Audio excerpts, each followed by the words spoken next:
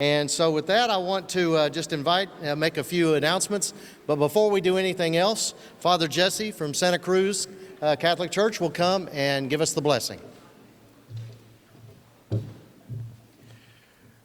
Good morning, and let us pray. We pray, O God of might, wisdom, and justice, through whom authority is rightly administered, laws are enacted, and judgment decreed.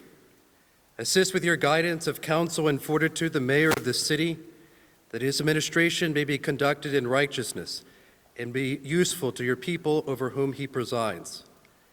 Let the light of your divine wisdom direct the deliberations of the city council, administrators, and workers, and shine forth in all proceedings and laws framed from our rule and government, so that they may tend to the preservation of peace, the promotion of happiness, the increase of industry, sobriety, and useful knowledge, and may perpetuate to us the blessing of equal liberty. And grant to us, citizens of this city, the willingness to work together in a spirit of cooperation, to promote the common good, ensure the protection of the most vulnerable, and faithfully preserve and pass forward all that has been given to us. Let all of us reach at last the fullness of years for which we hope, to enter the life of the blessed, through Christ our Lord. Amen. And amen. Thank you, Father Jesse. All right, with that, I would like to just take a moment while everybody's going through the line. You've got a great event today, some great information you're going to get. And what I'd like to do is first and foremost, I want to thank the people that helped make today possible. That is our sponsors. And with that, we have one of our title sponsors, Texas Disposal Systems. I think we're all pretty familiar with them, but if you didn't know, since 1977, TDS has been honored to support Central Texas communities with environmental services. TDS has had an ongoing relationship and partnership with the City of Buda since 1995. TDS currently provides trash, recycling, bulk waste, and every other week curbside green waste service to about 4,600 households in the Buda area. So far, and this is impressive, so far in 2022, Buda Public Schools diverted a total of 330,000 pounds from the landfill through recycling and composting. That's more than 165 tons that were kept out of the landfill in just under 1 year. TDS provides training and material support for faculty and administration to achieve their waste division goals. Calculating from 2018 through today, these schools have diverted over 1 million pounds from the landfill. I think that deserves a little bit of a clap there. Thank you, TDS, and TDS looks forward to continuing their distinctive partnership, helping create a sustainable Buda and noticeably different, noticeably better services. Thank you, TDS. Our other title sponsor is HDR Engineering, because quite frankly, with all the growth and everything going on in Buda, it doesn't get done without good engineering and good companies. HDR is a full-service civil engineering firm with over 12,000 employees worldwide and over 400 employees in the 4 Central Texas offices. They've currently ranked in the Engineering News Record as the 5th top design firm right here in Buda, Texas, where they do a lot of work. They leverage their global network of experts with their local knowledge in partnership with their clients to successfully deliver their vision. We thank you, HDR, very much for being a sponsor today. Our premier sponsors today are Pape Dawson Engineering and WSB, the bond program management firm. And lastly, our corporate sponsors are Somebody Hatch Consulting Group, are the great Buda Economic Development Corporation, and Friesen Nichols, which is also a great consulting and engineering firm. Let's give a round of applause to all of our sponsors. Now I'm going to try to move pretty fast because the city's got a lot of information to impart on us, because in case you hadn't noticed, you're kind of in the right place at the right time right now. Buda is the hot market, and we love it that way. So we need to hear what all's going on. But with that, I'm going to recognize we have some elected officials in the crowd. We have from our Hayes Consolidated Independent School District. If y'all would, please stand. We've got Byron Severance, trustee, Esperanza Orozco, trustee, and Courtney Runkle, also a trustee. I believe Esperanza is also the secretary of the board. So we've got that. We also have with us today, we have our newly Justice of the Peace Precinct 5 elect, Sandra Bryant. Where are you, Sandra? There she is. We also have, and I know they're going to be introduced in a minute, but I'm just going to briefly say, we also have several members of the City Council here. Obviously, the mayor is here, Lee Urbanovsky. We also have Mayor Pro Tem Evan Turi, Lavanya Horn-Williams, City Councilwoman, Paul Degereaux, City Councilman, and Monica Davidson, City Councilwoman. They are all here.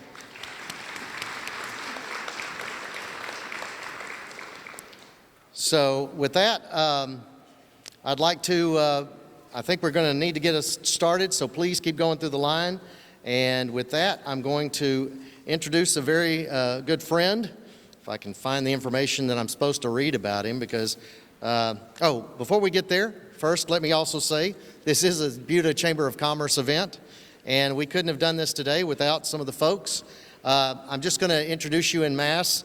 Will the members of the Buda Area Chamber of Commerce Board of Directors please stand and be recognized.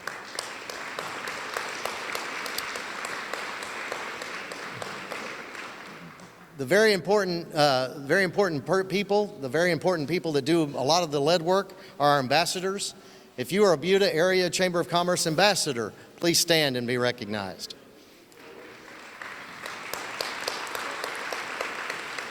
All right. With that, I'm now going to introduce, like I said, a good friend of mine. I could say what I was going to say, but they actually asked me just to read what they gave me, so I'll just read that. I'm not sure he wants me to say the other. Evan Turi is a single-member district. He is the Mayor Pro Tem.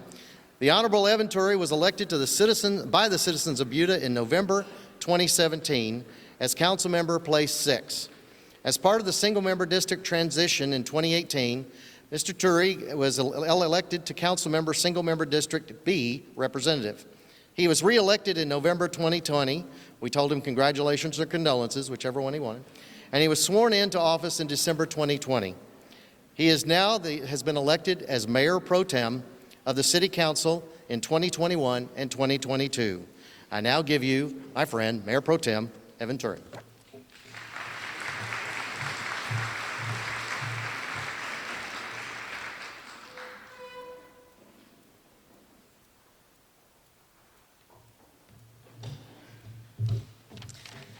Good morning, y'all. I'm Evan Turi, the Mayor Pro Tempore here in Buda. That's the end of the Latin lesson. There will be no more of that. I don't think we'll have any of that for the rest of the time here today. First of all, thank you to the Chamber of Commerce for all that you do for Buda. The success of your businesses, the owners, the workforce here in Buda is the engine for the sustainability of this city. It's the engine for the growth of this city. It's the growth in the right way with local jobs and resources. I have a business that I co-own down on Robert S. Light called Indie Energy, and my commute is 4 minutes. It is incredible. It's the dream. I feel bad about it sometimes. But it's really the dream, and it's local businesses that grow the city right and grow the city well as it addresses so many issues. Like local businesses address a lot of issues. Bad traffic on the roads, local jobs means less people getting on the highway and jamming it up. Local jobs means sales tax. So property taxes are high, local jobs, local businesses address that with sales tax and take a big chunk of what we need to run this city. It offsets those costs. So thank y'all for your part in creating a Buda where we can eat and work and play in Buda. So first of all, thank you to the businesses.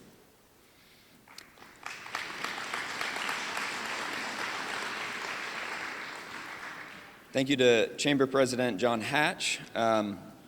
Listing everywhere that John serves would take too long, so last night the City Council wanted to give you a reward, John, and so we put you on another committee. I joke, but those are really, those are places where y'all, where citizens, where partners, where people around the city of Buda, the Buda area, can influence and can set the course for the future of Buda. So thank you for those folks that serve on those committees. Thank you, Mr. Hatch. And also there's applications open right now for several boards and committees that we still need folks for. John's been an ever-present source of ideas and support for all things Buda area businesses. I think about things like during the pandemic when a lot of businesses were suffering, in particular restaurants were struggling, and y'all drove the Eat Local 2 times per week campaign. Have y'all seen this campaign on Facebook? Pictures and just a simple 2 fingers saying Eat Local 2 times a week, and things like this that the Chamber has driven for the good of the city. We thank y'all. Now to the main event. I have the distinct honor of introducing Mayor Urbanovsky. Over the years of working alongside Mayor, here's some things that I've observed. First, one thing, he is a big fan of Texas football. A&M, Texas A&M football, agricultural and mechanical. I had it written right here. Sorry, Texas A&M football. More seriously, he is a man full of candor, and he's honest, and really cuts to the matter at hand, cuts to what really impacts, what is really the brass tacks of each issue. He'll tell you that one of his least favorite things is speaking engagements like this. I mean, he likes speaking to y'all, but having a long speech, public speaking, a whole bunch of presentation material is not his favorite thing, but I think what you'll see in that is this candor, is this cutting to the actual matter at hand. It's really what you want in a mayor, is somebody who looks at what really moves the needle, less about flair and not always, public speaking being your favorite. Like, he cuts to what really moves the needle for the city of Buda. It's what you want in a mayor. He's also a man of great character and humility. It's one of my favorite qualities in any leader, one of my favorite in Lee. He's not out there sort of boasting and self-aggrandizing. He's just quietly, calmly working every day for the betterment of Buda. Just a couple months ago, we were down in San Antonio for a conference, and I got to spend some time with the mayor. As we were about to leave the conference, Mayor goes to his car, goes to his truck to head home, and the truck's not there. And he spends a little while saying, maybe I parked it on this level, maybe on this level, could not find his truck, figures out the truck's been stolen out of the Hyatt in San Antonio, like right there by the Riverwalk. Truck's been stolen. And so he gets on the horn, calls the police, talks to the hotel folks, see if there's any video and this and that. And the police take like it was an hour and a half or so to get over to the hotel and actually take a statement, walk through what's happened, check the video, and they apologized. Like, we were across town, we tried to get here pretty quick, but they didn't seem to be moving like that quick on it. They were probably a busy day and everything, but it was some drudgery. It was a little bit dragging out, and they weren't really addressing it quickly. And I'm sitting next to the mayor, making sure he gets a ride home and everything. And once everything's kind of getting sorted, as they're talking, I need to go somewhere. I just got up and I said, "Thank you, Mayor Urbanovsky, for everything you do." And both police officers kind of stood up like this. They were like, "Oh, we're dealing with a mayor here." And I just had to throw it in because he wouldn't. He wouldn't say that. He wouldn't use that. He'll let you know if he's the mayor, if you want to know and things like that, but it's just not the way he operates. There's a humility, and that's one thing I very much appreciate you. So, Mayor Urbanovsky, I think you're the best of us to lead and represent the city of Buda. So with that, I give you Mayor Lee Urbanovsky.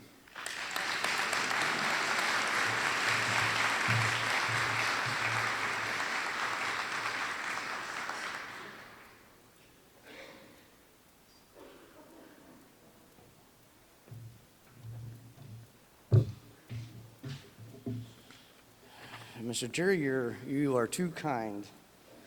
Everything but the A&M jab. I liked it all. And for the record, I can't not tell you that Mr. Terry is our only Ivy League graduate. Only one I even know, but he's the only Ivy League graduate on council currently. So, all right. So, my first part of this is to kind of welcome everyone. So with that, you've heard welcome from John, you've heard welcome from Evan.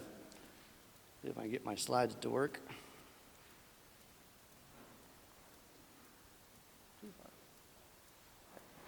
All right. So welcome to the city address. I appreciate you all coming today. This is a large crowd. It's bigger than I've seen in the past, but thank you for coming. I hope you enjoyed lunch. It might be the best part of today's presentation. Before I get too far into this, I would like to recognize my wife, Amy.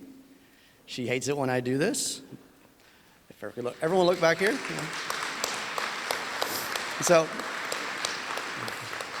Amy is a fifth grade teacher at Elm Grove Elementary School, and she hired a sub for this afternoon just to critique my work today. So, and I say that in jest, not really. She is my biggest fan, even when I don't deserve it. And I could not do this mayor thing and my full-time job without her help and her support. So, first of all, thank you. And I'm going to have to keep going back and forth. John mentioned the people on City Council. I'm going to name them by name. We've heard from Evan Terry. Monica Davison is here. LaVanya Horn-Williams is here. Paul Dajero is here. Matt Smith and Terry Cummings are both also served with us on City Council. And if you would please stand up if you are on the City Council. I'd like everyone to see.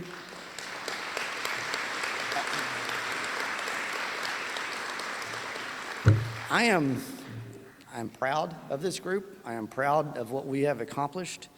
And it's an honor for me to stand before you now and sit in the middle of City Council at the dais and represent the city, but working with this group of professionals. And I would like to thank or recognize Matt Smith and Terry Cummings on their recent re-election, but they're not here, so.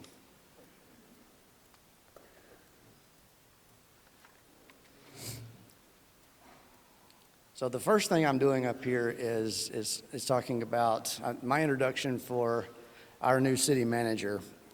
What I have written here is it has been an eventful year, but we did not have a winter storm, and COVID has slowed down, but we did pass a bond. We tested out City Park, which I'll talk about in my presentation later, but we did hire a new city manager. So short of the budget that we do every single year, as far as setting the direction for the city, hiring the leader, the CEO of the building, I call him the CEO of the city, it's not something we took lightly. We went through a large search. We had almost 90 applicants turn in paperwork, and we had an interview process to try to find the perfect fit for the city of Buda, and we came back to somebody in-house. So with that, I'd like Micah to please come up, but Micah comes to us via Taylor, so Taylor before Samsung came. So back when Taylor was a small town and the Ducks were the biggest thing on Friday nights. His wife Mallory and their two children live in Buda. They've been here since 2017 when he came to be our assistant city manager then. He has an education at the best university in the state, that's Texas A&M. And he has a MPA from Texas State University. His career path brings him to Buda via Hutto, so he was at Hutto first. And with all of that, it is my honor to introduce our current city manager and our new city manager, Micah Grau.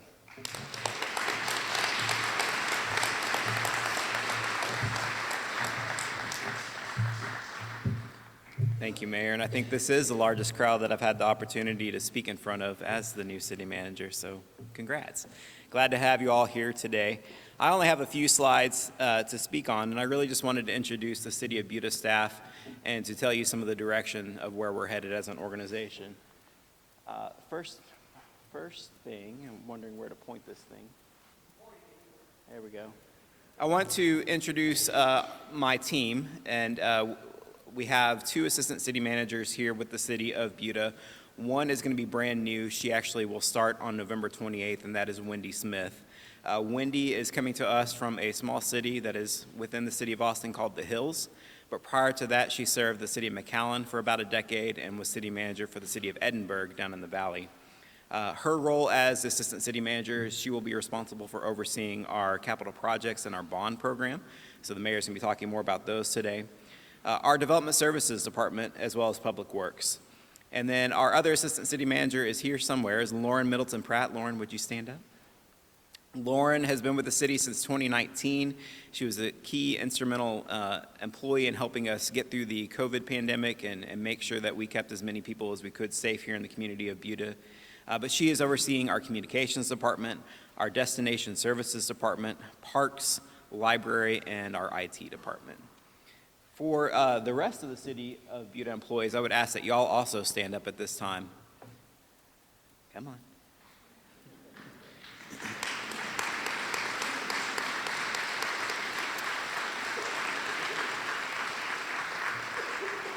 Our directors are listed on the screen, so if you have a issue you want to talk about with Mike Beggs, our Public Works Director, he's right over there. You can grab him right after the lunch, or with our new city engineer, Angela Kennedy, she's here as well.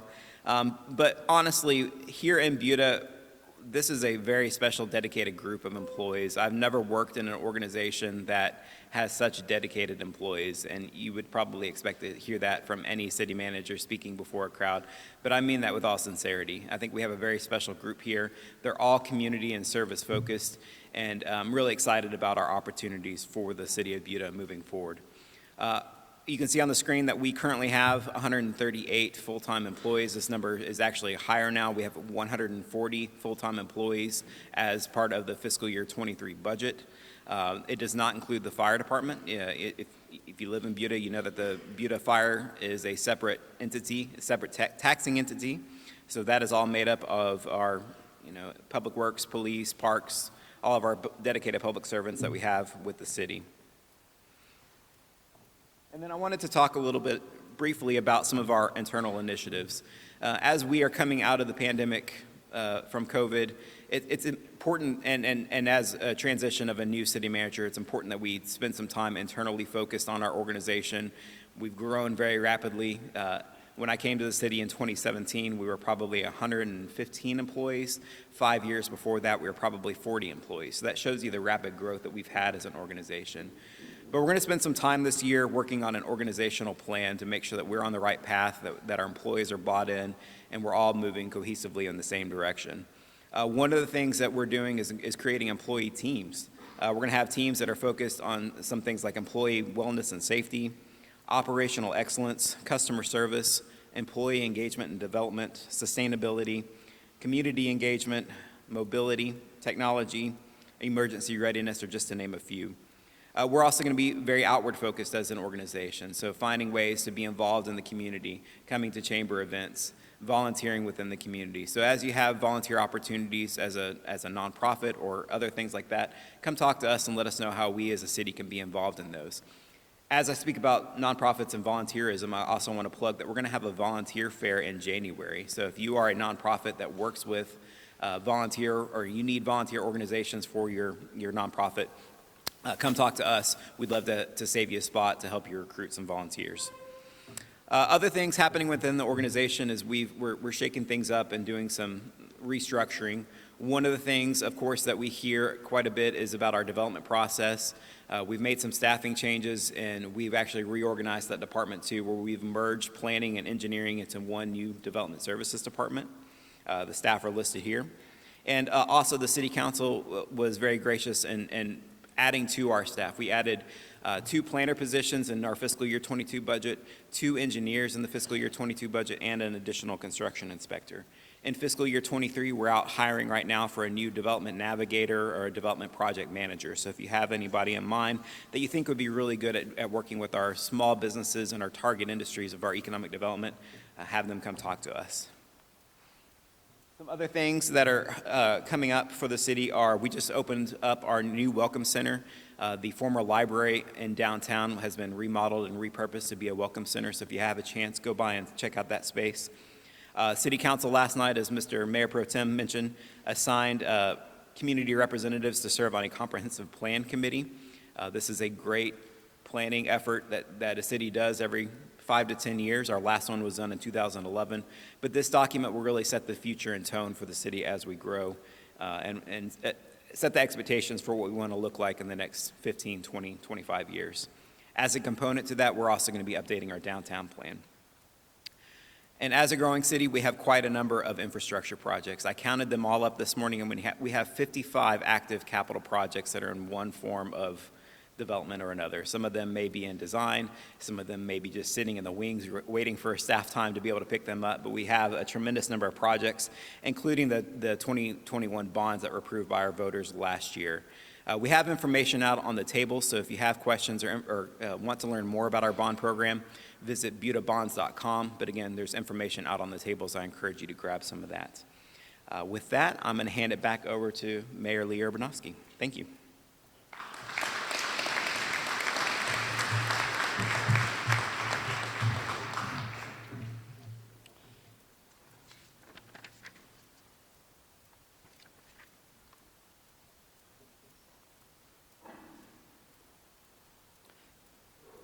All right, you cannot have a State of the City address, you cannot have a city in today's world without regional collaboration. So my first slide tells the story that I am proud of our regional collaboration. I'm happy with our improved relationships with, you see 9 different organizations on the screen. Hayes CISD has already been recognized. I appreciate them coming tonight. I see my friend, Mayor Travis Mitchell from Kyle is here, so I can put those jokes back into or take those out of my presentation this evening. But we are not an island. The city of Buda is not an island. We have to pay attention to what's happening around us and know what the others are doing, because it all does impact us.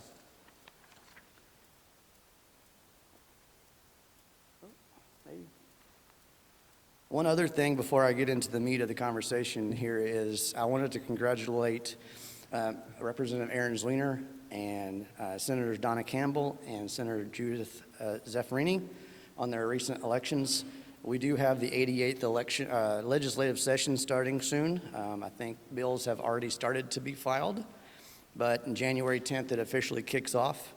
And what's important by that is 2017 was my first full year on council, and that was a legislative year, and I thought I had to read it all. And there's a lot of things that will happen in that period at the Capitol. And just from the numbers, there'll be 7,000 bills filed in that session coming up. That's just on average. 1,000 of those bills will pass, and about 250 of those will affect the city of Buda. Local government, local control, that's going to be the push that we continue to have. But it's a mad dash if anybody's ever been around the Capitol during legislative session. And keeping abreast of what's going on is critical. And again, local control and maintaining the city autonomy is very, very important. So these are the hot topics for today's address. The quality of life, managing growth, which is an oxymoron almost, but fiscal responsibility, growing the economic pie, and protecting our assets. But my message today has been the same for a while, and I'm taking it from a friend of mine, but it says, protect what we have here in Buda while keeping Buda relevant. It sounds real simple, there's not much to it, but it means a lot. We have what we have while we all moved here, while we all still live here, and it is our goal to keep that, but then also taking advantage of where we are geographically on I-35 and in the state of Texas. So starting with population growth. Some of these slides you'll see over the next couple slides are similar to last year. That does amount to 6% annually, and we've had that for the several decades now going forward. And just because it's kind of been a buzz line in the past is the analogy as far as the exemptions for, sorry, I'm off myself here. So the buzz line from 2016 from my initial election was smart growth. And I've kind of changed the way that smart growth was a good idea at the time, but we've tried to move that over to intentional growth. Because if you're not planning ahead, you're not looking down the road, you're going to get run over. It's just, it is that simple. With that many people coming and all the things that we have happening in this area, you have to not only just say smart growth, but you have to plan for it going forward.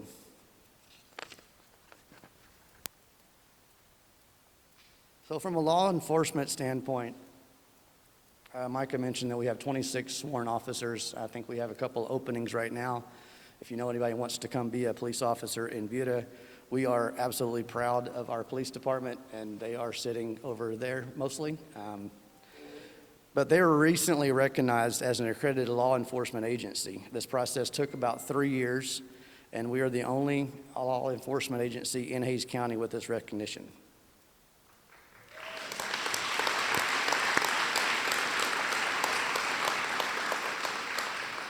Something else that happened recently was we signed an agreement with Hays County in 2017 to join the Emergency Operations Center. So the Emergency Operations Center, it provides for more efficient service, better information sharing, and improved situation awareness. And you'll see what this really is. This is a call center primarily, but all of 911 calls come to that building, that place, that pod. And from that pod, they are all on the same operating system currently, and so they can see where all the assets are, where Hays County is, where Kyle PD is, where Buda is, all in the same setting at the same place. That does tremendous, has a tremendous impact on just the efficiency of the whole operations. So touching on financials a little bit, I have several pie charts, and you'll see. First of all, we had ARPA funds. So over 2021 and 2022, we did receive $4.2 million in ARPA funds. And staff has worked with City Council to allocate most of those funds toward what's allowable on the CIPs. And Micah talked about our CIPs. There's a lot of them out there. We have great ideas and things that we're working on. And this $4.2 million was very handy to add to that wish list. So from the overall operating revenues, big picture stuff, we have about $44 million in revenue plus about $55 million in bond dollars. That creates the whole picture of the pie. And general fund obviously makes the biggest piece of that. But I'm going to dig in a little deeper with this. So on the expenditure side, $102 million. Debt services amounts to 12% of that, though.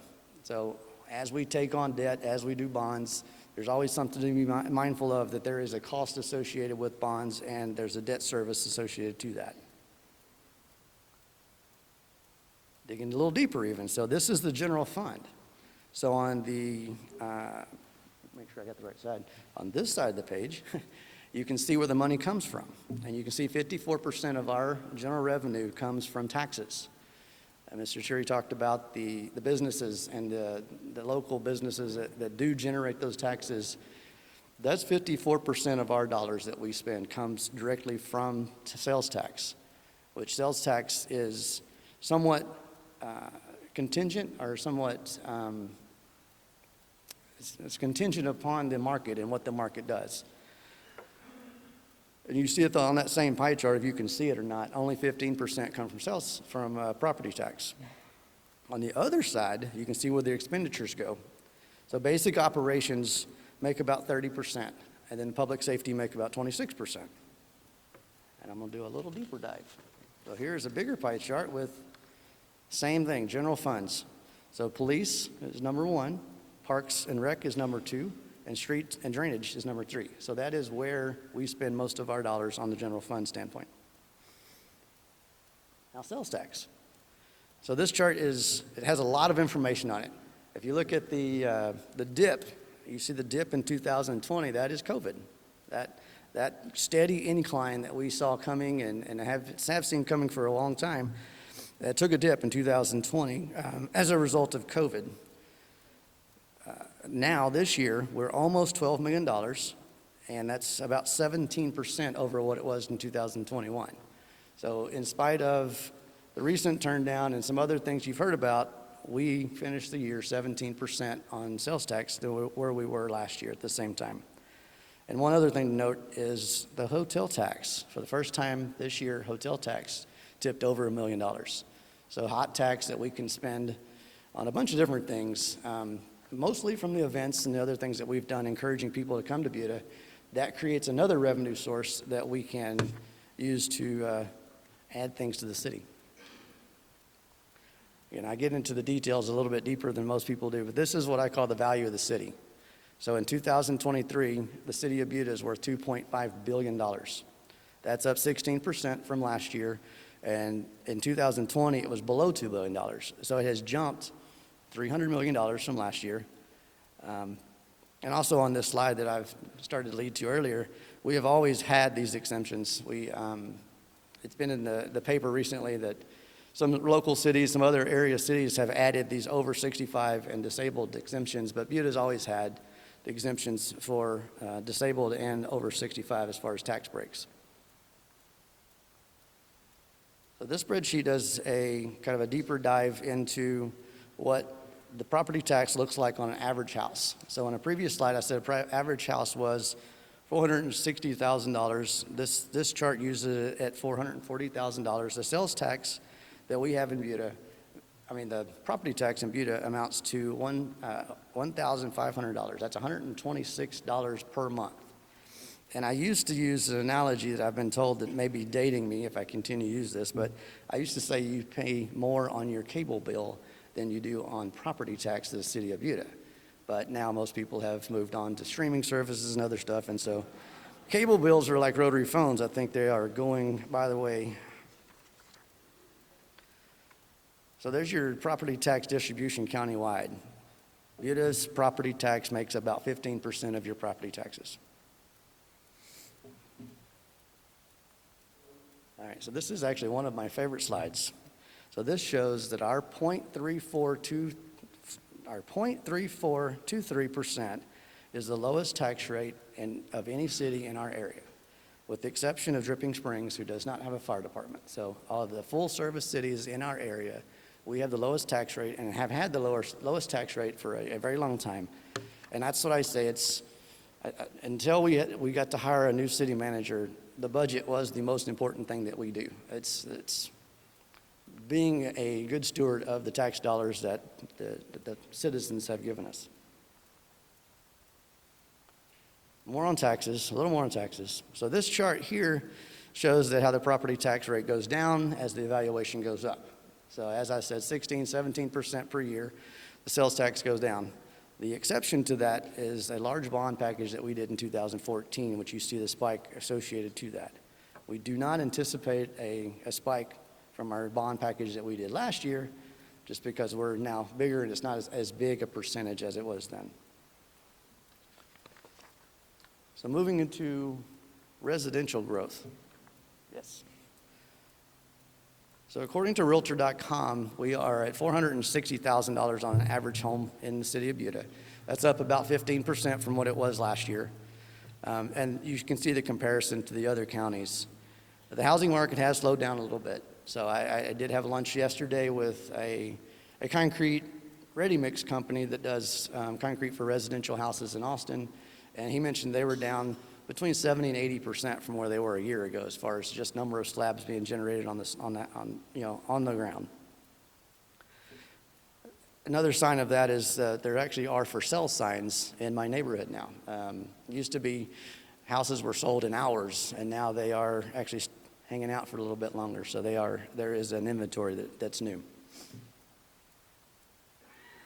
More on numbers on residential development. The residential volume has stayed about the same. We had 2021, 2022, and looking back, our number of new residential permits have stayed pretty consistent. But looking forward, first of all, we've got the Colony at Cold Springs. I think everyone has heard about this one. It's a 530 home development coming online next year. It's on Old Black Colony Road in Cold Springs, and they are also building a bridge over Onion Creek for the city of Buda, along with some infrastructure and some trail systems. Under construction right now, you have the Porches of Dupree, which is a 17.4 acre townhome community, also on Old Black Colony. It's about 60 units that's under construction right now. Cali Kate is a 75 acre single family development that is back in development starting next year. It's on 967 going west.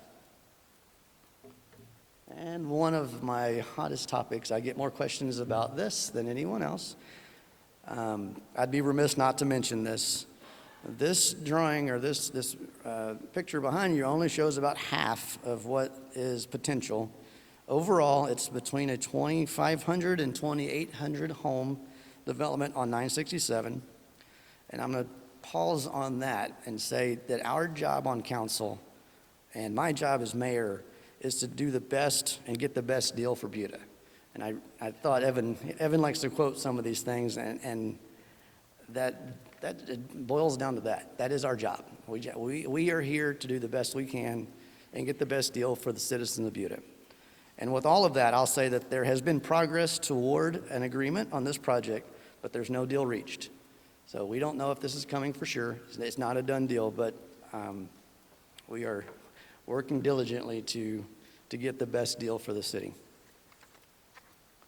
So moving over to non-residential developments, we have a series of new things coming.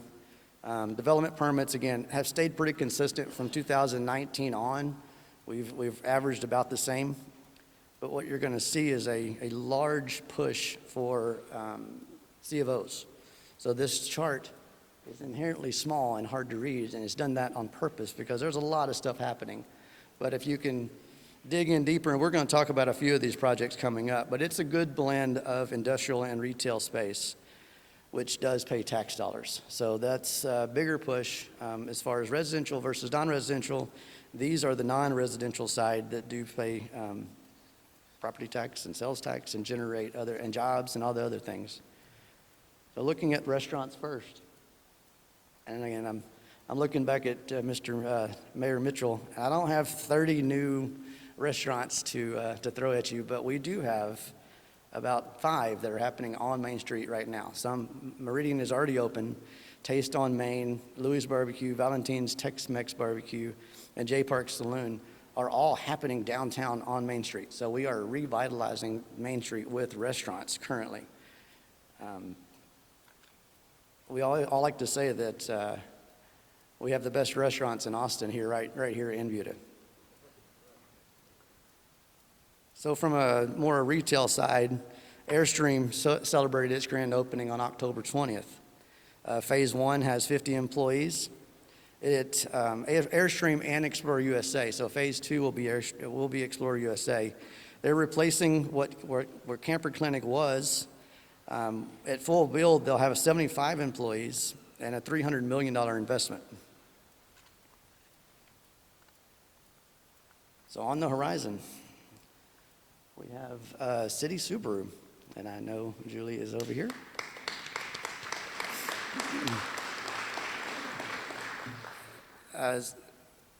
Subaru's a little bit different just because they have 165 employees with an average salary of $75,000.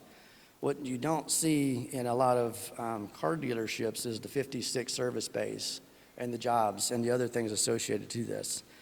And I was hoping that the CTE program would be here with the city, but I'm looking forward to the co-op program that Subaru is planning to do with Hayes CISD with our high school students.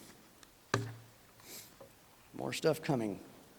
So Rack Fit is on Robert S. Light. So this is a sports facility with 4 indoor tennis courts, 4 outdoor tennis courts, 8 pickleball courts, which I believe are the first pickleball courts in Buda, which is, it's taking the nation on storm right now. But volleyball courts, food trailers, and a whole fitness center. So this is on Robert S. Light. It's 35,000 square feet. It's coming down the pipeline. This one may pique some interest. We have I got to get there. So on 1626, we have 2 40-plus acre developments. You have one directly across the street from Elm Grove Elementary, which is an office complex. And then just south of that, you have a mixed-use development coming. And these are pre-planning, so these aren't done deals, but they are certainly people kicking tires on 1626. And the city, through some of these CIP programs, we are looking to put some infrastructure on 1626 to encourage the development that the city of Kyle is already doing south of us. But that's 2 projects that are coming to our area. Stream development. So this is a project that's on the west side of 35. It's almost 1 million square feet of industrial space. It's office warehouse. So a lot of conversations, if you look at what's coming and what this area needs, we have been identified as the last mile going into Austin for better or worse. So we do have a lot of industrial space and warehouse spaces, and we're not into the monster big boxes, but we do have Stream, which is about 1 million square feet. And if I go to the next one, we have another one that's about 275,000 square feet. It's under construction right now, and that's on the east side of I-35 in the Stonefield area.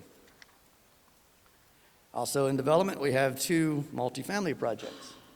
We have Slate in the development of Sunfield, and then Pros on 2001.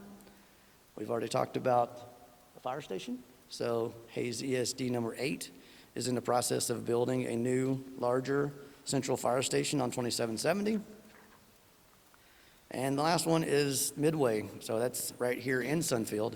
That's a 90,000 square foot. This is Midway 2. Midway 1's already here, but Midway 2 is a 90,000 square foot industrial space coming to this area real close to us. A little bit about infrastructure. So we have completed the expansion of our wastewater treatment plant, and we are working with multiple different entities to try to expand our effluent water usage. Something that's really exciting is the ASR well, the Aquifer Storage and Recovery System. So I don't want to try to explain the mechanics to you, but this provides capacity for us to store water for future needs. So in February of last year, when the water stopped coming from out of our city opportunities, when the water stopped flowing and we were allowed to only pump out of the wells that we have on site, we struggled for a while, and we were better off than most other cities in our area. But what this will allow is we can pump water into the ground during the fall and the spring when we don't need it, and then we can pull that water back out of the ground in the summertime when we do, or when we have an event where the water stops coming from our other sources. Just for rationale or relationship here, the Cabela's tower is 1 million gallons. So the big tower sitting at Cabela's is 1 million gallons. This thing has the capacity to hold over 100 million gallons. And there's 12 million gallons of water sitting in it right now. That was just part of our testing process. So that water is available as we need it for resiliency. So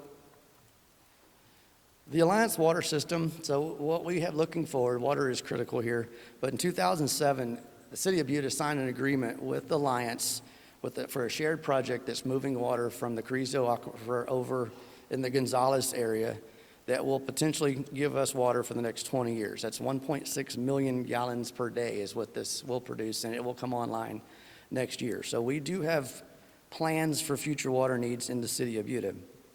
And that's leading to my next item. And again, I know there's a lot of information up there, but I felt like between the development happened on 967 and these are the 2 most common questions I get. Your water bill, if you live in the city of Buda, your water and wastewater bill together did increase by 15%. So the combined water and wastewater bill together was 15% higher. So the kind of the hard truth to that is that building infrastructure for the future costs real money today. And the Alliance Water project, the ASR well, the wastewater treatment plant were all 15, 20 million, $10 million projects that we have put in place to provide for the city going forward. So that's a big part of why the water and the sewer went up over the last 6 months. So over the last, in 2014, we do have one project still left, one drainage project. And what I have here is that the railroad continues to be difficult, but we hope to get that started very soon. So Rylander Street, I don't know if anyone knows the whole story behind Cabela's and the property that Cabela's sits on, was the Rylander family. And so we recently made a connection from Goforth to Cabela's Drive to provide access from Goforth to Cabela's to get to the interstate so we can head north off of Goforth. So when Cabela's came to town, they made a big change over at the interstate, and that frontage road is was two-way, and now it's one-way. And so everybody from Sequoia and the older areas in downtown Buda had to work their way through Sequoia to get over to Main Street, to get to the light, to get out of town. So this is providing a relief valve to get people off of Main Street forever, basically, and then also leading forward to some bond packages that we have coming up in the future.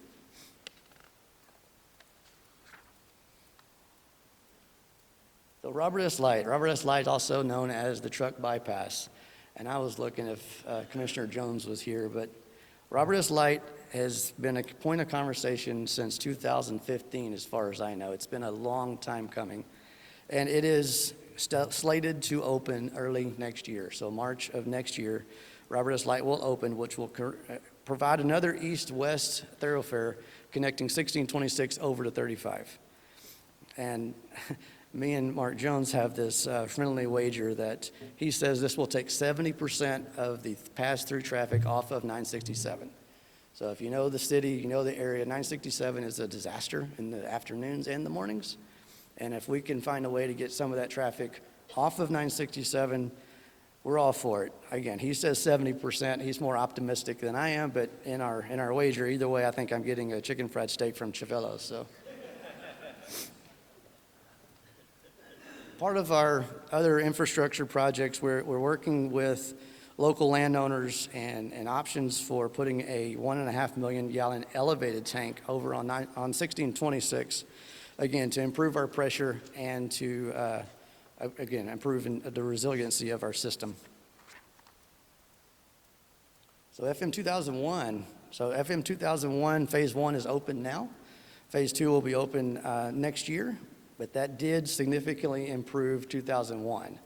Anyone in this area, again, 2001 had a hard S-curve over at Meadows Park, and that was, I believe, the single most accident-riddled intersection that we had in the city of Buda, and I believe that has been improved drastically.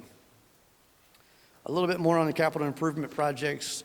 We have parks, we have shade structures, we have restrooms. There's a lot of things that we're doing across the city on bond packages or on capital improvement projects in our parks. Micah talked a little bit about this, but in 2021, in November, the citizens passed a bond of almost $90 million. $73 million of that is in mobility projects. So a few things I wanted to highlight on this slide behind me is Old Black Colony Road improvements is a big one. The West Goforth road construction is another big one that will tie into that Rylander Road, so we're kind of planning ahead. And then Austin Street. Austin Street is one of the parallel streets to Main Street, which potentially, if you're looking at Main Street, you could do Austin Street, do Railroad Street, and you have 3 roads that make up downtown Buda. So we're looking to expand what downtown really is. And it's inherently going to happen, and we're trying to encourage it and do it the right direction. So also part of the bond package was the parks piece. And so our parks part was $16 million. 2 major projects in that is an acquisition. There's a line item for acquisition of an east side park. So we are diligently looking for property on the east side to create a second large city park for the citizens of Buda, and the other is Garrison Park. So Garrison Park was purchased in 2015-16. It's 35 acres sitting on Onion Creek, and we just started the process of design work on that last night. So those are the two big ones. Plus, if you can read through all the lists, there's a lot of trails that we're trying to connect the trail system that we have in Garlic Creek to Whispering Hollow to Cullen Country, all the way to downtown and all the way to Garrison Park. So that's the end goal, is to try to get mobility across town so you can do it on bikes and walking and not have to get in your car to get to downtown. And also, part of this deal is we do have a verbal commitment from Hays County for $9.85 million from a bond package they had in 2018 to add to our park system. So that would push this number up over $25 million. It increases what we can do with Garrison. It increases what we can do with the east side. It increases what we can do with the trail system across the board. So recreational entertainment, I'm wrapping this one up here. So over the last year, I've taken the amphitheater for a test drive. We have done a lot. So in February through August, we did all of these events at our city park.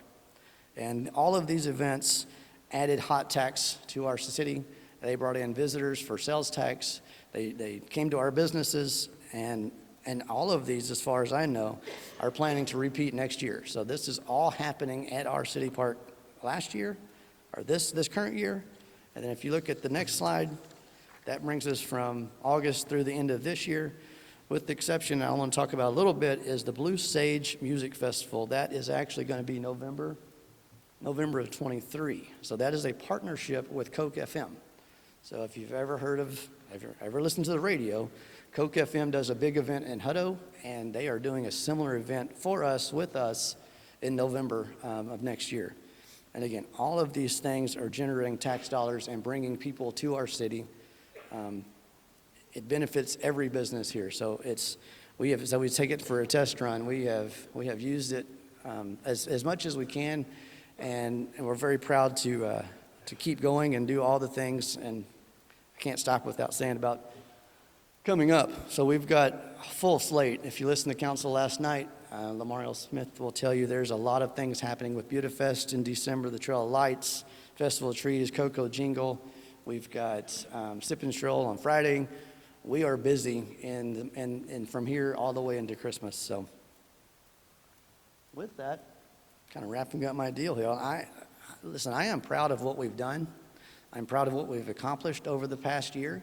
This is only my second State of the City address, but I'm encouraged by what we've done and the group that I work with. And like Micah said, the city staff has done a great job. Our relationship with the EDC, our relationship with the Chamber of Commerce is all improved. The collaboration with Hays County, with the school district, with Kyle, with Austin, with all of our entities, I'm impressed on what we've accomplished over the past year, and I absolutely look forward to seeing what we can do together next year. So with that, I want to say thank you.